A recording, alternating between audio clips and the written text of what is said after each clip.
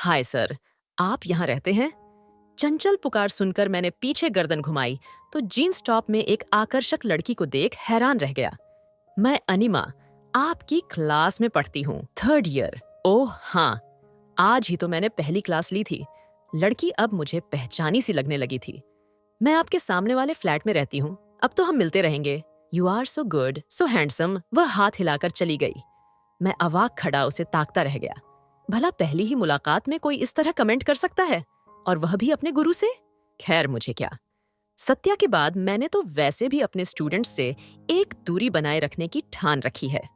सत्या मेरी डायरी का वह पन्ना है जिसे फाड़कर फेंक देने के बाद भी एक पतली सी लकीर के रूप में वह अपने अस्तित्व का एहसास कराता रहता है। साथ ही अपने से जुड़े अन्य पन्नों को भी ढुलमुल करता रहता है। इंजीनियरिंग की पढ़ाई पूरी कर मैंने नई नई लेक्चरशिप ज्वाइन की थी। सत्या मेरी प्रथम वर्ष की स्टूडेंट थी। पढ़ते पढ़ाते हम जाने कब एक दूसरे की नजरों को भी पढ़ने लगे।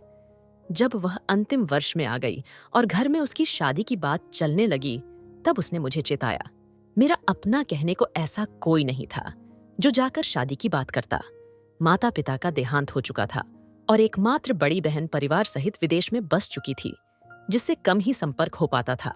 लिहाजा मैं स्वयं ही जाकर उसके माता पिता से मिला, लेकिन उन्होंने इस रिश्ते को सिरे से नकार दिया। मेरी जाति, परिवार, नौकरी, कुछ भी तो उन्हें पसंद नहीं था। बिजनेसमैन पिता ने बेटी के लिए बिजनेसमैन दामाद ढूंढकर उसका ब्याह रचा दिया। आम प्रेम कहानियों की तरह मेरी प्रेम कहानी को भी पूर्ण विराम लग गया। उसके बाद कुछ रिश्ते आए, लेकिन मेरी अरुचि देख सबने हाथ झाड़ दिए। तब से मैंने अपनी स्टूडेंट से एक खास दूरी बनाए रखना शुरू कर दिया है। वैसे भी अब इन सब बातों की उम्र नहीं रही, लेकिन यह लड़की, बाप रे बाप, पहले दिन से ही सिर पर छड़ी आ रही है। एक से एक चुस्त और आकर्षक पहनावे में वह मेरे सामने आ धमकती। एक दिन तो रात को 10 बजे घंटी बजा दी। ये आज वाला टॉपिक कुछ समझ नहीं आया सर, जरा फिर से समझा दीजिए। मैं हड़बड़ा गया, फिर संभल कर बोला, अभी मैं कुछ आवश्यक नोट्स बना रहा हूं, कल क्लास में समझ लेना। धड़ से दरवाजा बंद कर मैंने अपना पसीना पोंछा। अगले दिन कक्षा में 15 मिनट लगाकर मैंने वह टॉपिक फिर से समझाया। स्टूडेंट्स एक दूसरे को हैरत से देख रहे थे, तो मैंने सफाई दी। कुछ बच्चों को कल यह टॉपिक समझ में नहीं आया था, इसलिए दोबारा बता रहा हूं। क्लास से बाहर निकलते वक्त आगे भीड़ में जाती अनिमा से मैंने पूछा, क्यों, आज आ गया समझ में? मुझे तो कल ही आ गया था। उसने लापरवाही से गर्दन झटकी और चलती बनी। मेरा खून खौल उठा। यह लड़की अपने आप को समझती क्या है? इसके तो घर पर शिकायत करनी पड़ेगी। बित्ते भर की है और बाप की उम्र के आदमी से मस्खरी करती है। शाम को बाजार होते हुए घर लौटा तो अनिमा एक तश्तरी में डोसा सजाए मेरा इंतजार कर रही थी। उसकी हिम्मत देख मैं हैरान था। यह लड़की किस मिट्टी की बनी है? इसे कुछ भी कहना सुनना खुद का दिमाग खराब करना है। लेकिन प्रत्यक्ष में मैंने इतना ही कहा, मुझे नहीं चाहिए। ले लीजिए, मैंने घर पर बनाया है। सामने से एक मधुर आवाज गूंजी। मैंने आवाज की दिशा में सिर उठाया। कशीदे का प्याजी पटियाला सूट, उस पर गुलाबी दुपट्टा डाले एक सौम्य मूर्ति को सामने वाले फ्लैट के दरवाजे पर देख मैं हैरान रह गया। मेरी ममा। इतने दिनों में अन्निमा की मां से पहली बार मेरा आमना सामना हुआ था। मैं अपलक उन्हें निहार रहा था। सादगी, सौम्यता और सुंदरता की देवी मानो साक्षात मेरे सामने आ खड़ी हुई थी। सर, डोसा ठंडा हो रहा है। अनिमा ने चेताया तो मैंने चुपचाप उसके हाथों से तश्तरी थाम ली। फिर तो यह रोज का सिलसिला हो गया, कभी गाजर का हलवा तो कभी छोले भटूरे। उनका एक न एक बर्तन हर वक्त मेरे यहाँ पड़ा रहता। एक बार मैंने संकोचवश मना भी किया, देखिए, ये रोज रोज अच्छा नहीं लगता। मैं तो आपको कुछ भी नहीं भेज पाता। क्या हर चीज कुछ पाने की आस में ही दी जाती है? इंसान अपने आत्मसंतोष के लिए किसी से कुछ नहीं बांट सकता। मैं और अनु तो आपको अपना समझकर ये सब कुछ पकड़ा जाते हैं। आपको यदि नहीं पसंद है तो ठीक है, नहीं नहीं चलने दीजिए। मैं यकायक बोल उठा था।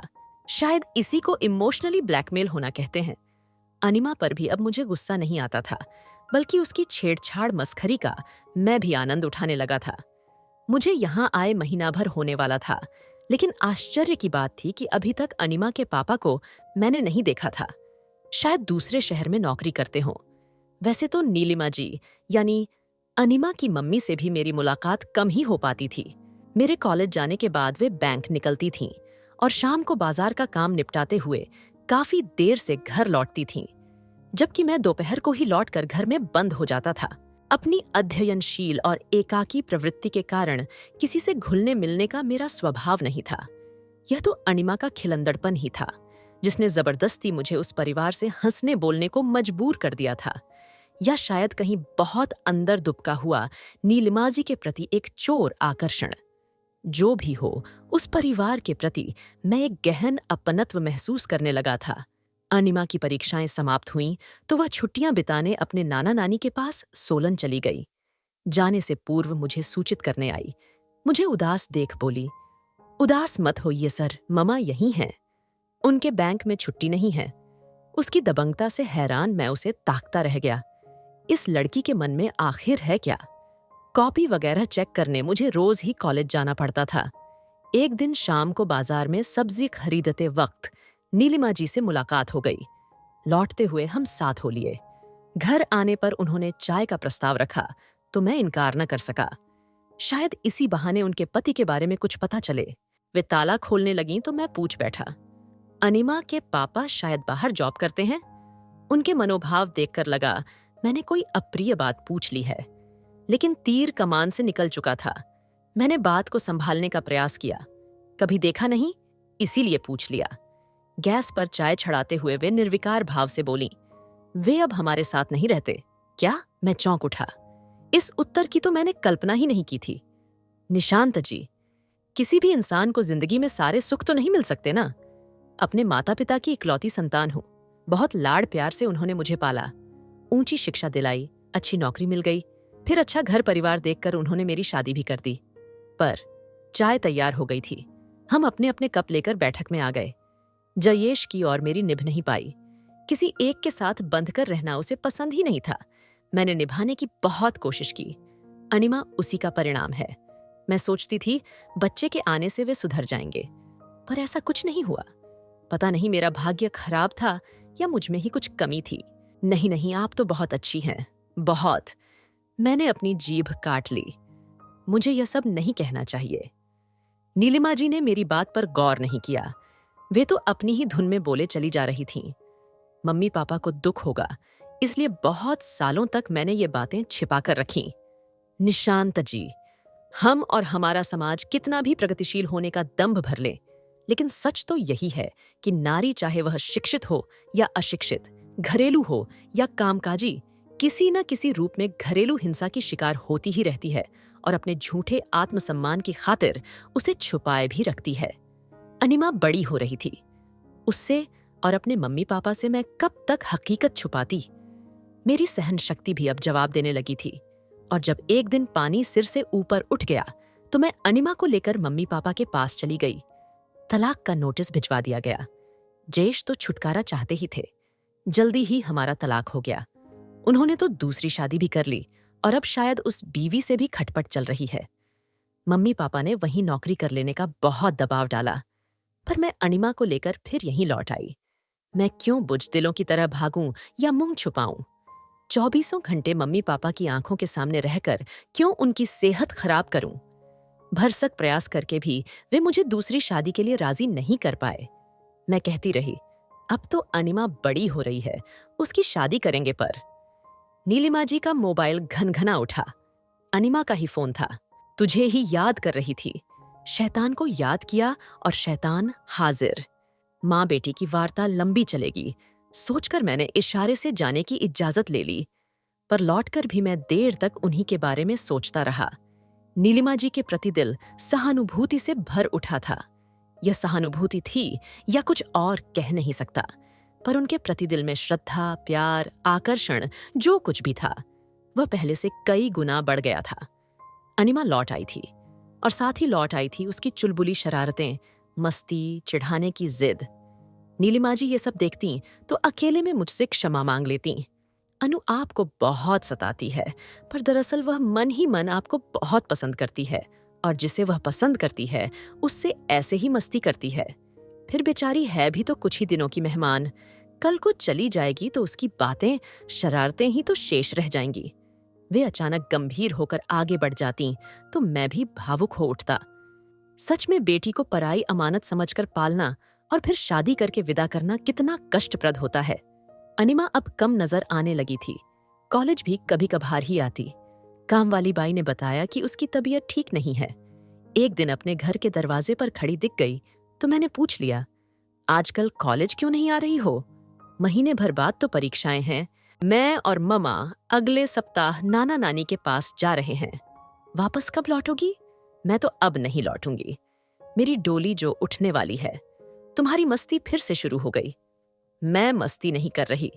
मैं अब सचमुच नहीं लौटूंगी। लेकिन जाने से पहले आपको मुझसे एक वादा करना होगा। मेरे जाने के बाद आप मेरी ममा का पूरा पूरा ख्याल रखेंगे। उन्हें कभी अकेला नहीं छोड़ेंगे। उसकी आंखें भर आई थीं।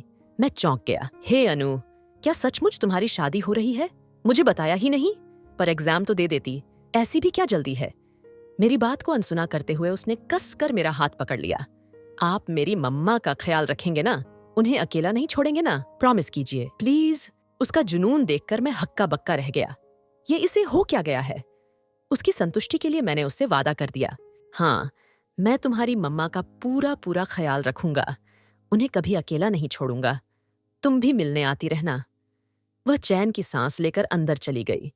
मैं चेहरे पर नासमझी के भाव लिए कॉलेज चला गया। लेकिन मैंने निश्चय कर लिया कि नीलिमा जी से बात करूंगा कि वे अनिमा को परीक्षा जरूर दिलाएं। इतनी पढ़ी लिखी होकर वे भला अपनी बेटी के भविष्य के साथ कैसे खिलवाड़ कर सकती हैं? दोपहर में घर लौटा तो नीलिमा जी कॉरिडोर में ही नजर आ गईं। वे मोबाइल पर बात कर रही थीं। हाँ मम्मी, सारी पैकिंग कर ली है। पर इस पगली को देखे ना, फिर से वही जिद लेकर बैठ गई है। आपको मेरी बात माननी होगी। मेरे जाने के बाद आप अकेली नहीं रहेंगी। मैंने आपके लिए ये ढूंढ लिया है। मैंने आपके लिए वो बात कर ली है। जाने क्या बड़बड़ाती रहती है। बड़ी मुश्किल से डांट कर सुलाया है। इसीलिए तो बाहर आकर बात कर रही हूं। मुझे आते देखकर वे चुप हो गईं। अच्छा, बाद में बात करते हैं, कहकर उन्होंने फोन काट दिया। आप लोग सोलन जा रहे हैं? हाँ, मम्मी पापा ने इसी प्रॉमिस पर हमें यहाँ छोड़ा कि एक तो अनिमा हर छुट्टियों में उनके पास जाकर रहेगी और दूसरे उसकी विदाई वहीं से होगी। उनकी आंखें भीग गई थीं। मैं समझता हूं आपकी और उसकी भावनाओं को, पर अनिमा के एग्जाम तो हो जाने देती। ऐसी भी क्या जल्दी है शादी की? शादी? किसकी शादी? नीलिमा जी हैरत से मुझे देखने लगीं तो मैं चकरा गया। कहीं उस लड़की ने मुझे फिर से बेवकूफ तो नहीं बना दिया? अनिमा की और किसकी? Oh my god! Nilima ji ने अपना सिर थाम लिया। मैं समझती रही आपको सब पता है क्या? मैं असमंजस के भाव लिए उनका मुंह ताक रहा था।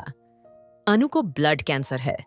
सोलन में हमारे परिचित डॉक्टर उसका इलाज कर रहे हैं। यहां भी मैं उसे डॉक्टर को दिखाती रहती हूँ। बीच में वह ठीक भी होने लगी थी, पर फिर डॉक्टरों ने जवाब दे दिया। तब हमने यही निश्चय किया कि अंत समय में उसे सोलन ले चलेंगे। वहीं से उसकी अंतिम विदाई। वे फफक पड़ी।